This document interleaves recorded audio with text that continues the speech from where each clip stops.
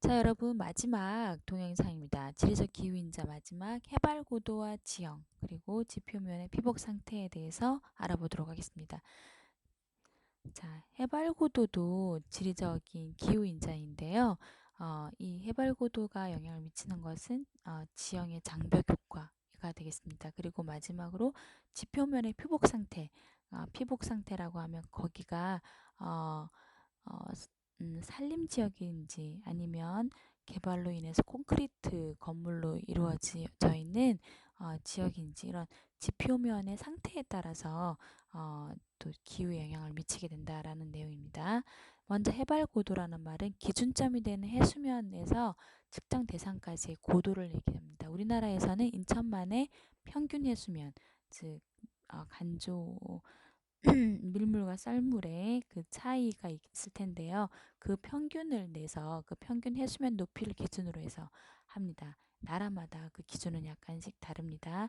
이 해발 고도는 기온 분포에 가장 큰 영향을 미치는데요. 네, 이 지도는 과야킬이라고 하는 어, 네, 지역과 키토라고 하는 지역이 나오는데요. 이 두 지역은 거의 적도 근처에 있죠. 그래서 두 지역은 위도 차이가 그렇게 많이 나진 않습니다. 그렇지만 해발 고도의 차이가 크게 납니다. 키토는 해발 2,800m 위치에 있는 고산 도시입니다. 그래서 이 두 지역의 온도 차이가 어떻게 나타나는지 봅시다. 과야킬은 해수면 근처에 있기 때문에 해발 고도가 낮기 때문에 온도가 굉장히 높은 것을 알 수 있죠. 거의 27도, 뭐 낮아야 한 25도 정도라는 것을 알 수 있는데 반해서 키토는 14도가 정도가 연중 14에서 15, 16도 정도로 유지되는 것을 볼 수 있죠. 그래서 이렇게 연중 봄 날씨 같다 해서 상춘 기후라고 우리가 보통 부르게 되는데 고산 기후 지역을 이 두 지역의 차이는 위도가 아니라 해발 고도의 차이라는 것을 알 수 있습니다. 자, 우리나라에도 마찬가지로 이런 현상을 볼 수 있는데요. 대관령 해발 700m 이상의 높은 지역에 위치하고 있기 때문에 이런 산지를 이용한 기후를 이용한 씨 감자 재배가 이루어지고 있는데요. 선선한 기후에서만 이런 씨 감자나 고랭지 채소를 재배할 수 있기 때문에 이 지역에 이렇게 농산물 수익에 굉장히 큰 영향을 미치고 있습니다. 자, 고랭지 농업에 대한 동영상을 잠깐 볼 텐데요. 자, 여러분들이 잘 볼 수 있을지요?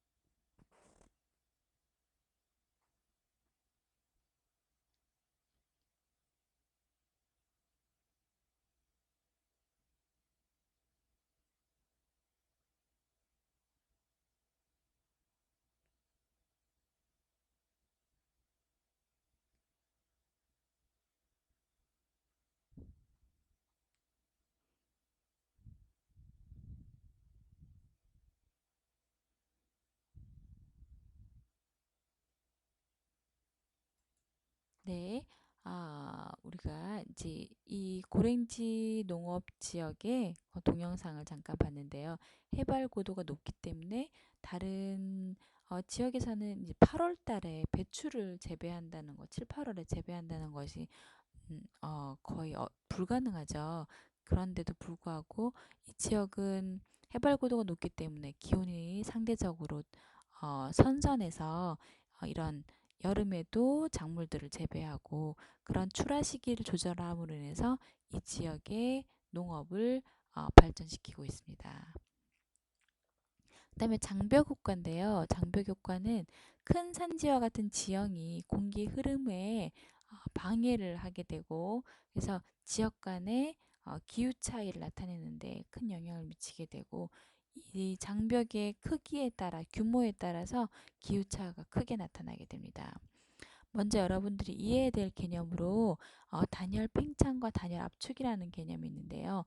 자, 일단 같은 공기 덩어리인데 이 공기 덩어리가 상승을 하게 되면 어떤 원인에 의해서 강제적인 상승이든 뭐 지표가 가열되어 상승하든 여러 가지 원인이 있겠지만 일단 상승을 하게 되면 이 공기 덩어리는 팽창을 하게 됩니다.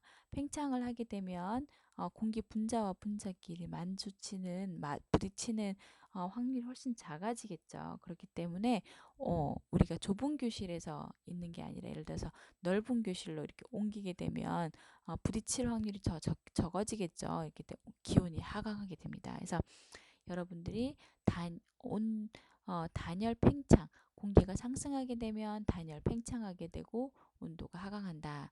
그 다음에 같은 공기 덩어리인데도 불구하고 이 공기 덩어리가 아무튼 하강을 하게 되면 수축이 되고요. 수축이 되면 이제 서로 부딪힐 확률이 높기 때문에 온도가 높아지겠죠. 수축을 하게 되면 하강을 하면 수축되고 단열 압축이라고 합니다. 그 다음에 기온이 상승하게 됩니다. 여러분들이 이 메커니즘을 좀 기억하면 좋겠습니다. 자, 그래서 팬 현상을 설명하는 그림인데요. 바람 바지 사면인 지역에 지금 20도 정도라고 한다면 네, 은결고도 1000m 이상에서는 이제 강수를 형성하게 되고 다시 불어서 바람 그늘 쪽에는 건조 단열 감률로 기온이 상승하겠죠. 이때는 온도가 내려가게 되고 위로 올라가면 올라갈수록 온도가 내려가고 이제 내려갈수록 온도가 올라가게 되는 거죠.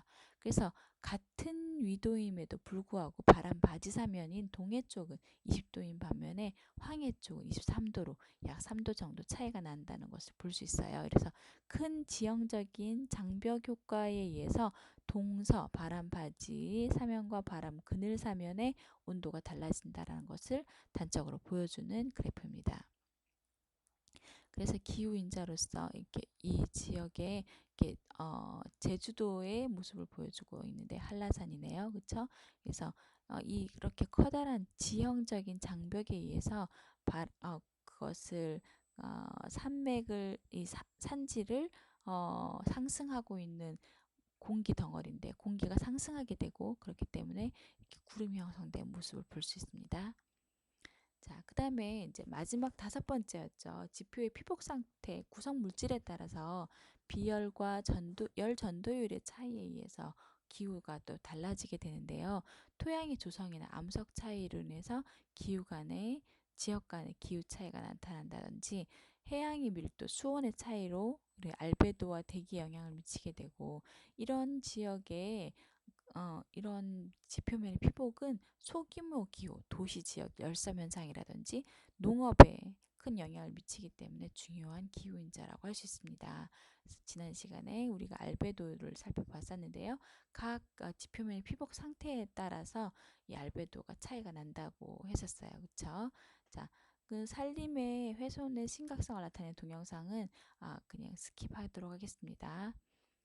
네. 그래서 지금까지 우리가 기후인자에 대해서 알아봤는데 기후인자 중에서도 지리적 기후인자에 대해서 알아보고 있는 중이었습니다. 제2장 지리적 기후인자에는 크게 5가지로 나눌 수 있습니다. 첫 번째 위도. 그쵸. 가장 이제 대규모적인 라지 스케일에서 봤을 때 가장 기후에 영향을 미치는 것이 위도가 되겠습니다. 그 다음에 어떤 게 있었죠? 지리적 위치와 수륙 분포가 있었습니다. 그쵸? 세 번째가 해류 또는 해양의 영향이었었고요. 네 번째가 지형적 장벽 또는 해발 고도와 같은 것들이 영향을 미치고요. 마지막으로 지표의 피복 상태에 따라서 또 기후가 영향을 받는다. 기온과 강수와 바람에 영향을 준다라고 했었어요. 그렇죠? 이 동영상은 산림 훼손에 의해서 이 산림 훼손이 커다란 이제 문제가 되고 있는데 그런 산림 훼손이 되게 되면 알베도의 차이를 우리가 가져오게 되고 그것으로 인해서 기후에도 영향을 준다라는 그런 동영상이었습니다. 자, 그러면 지금까지 지리적 기후인자에 대해서 공부했습니다. 여러분들이 교과서를 잘 참고해서 그리고 도표와 지도를 잘 참고해서 내용을 숙지하고 수업에 임해주기 바랍니다. 그리고 질문이 있으면 항상 언제든지 이메일이나 또는 직접 찾아와서 질문하기 바랍니다.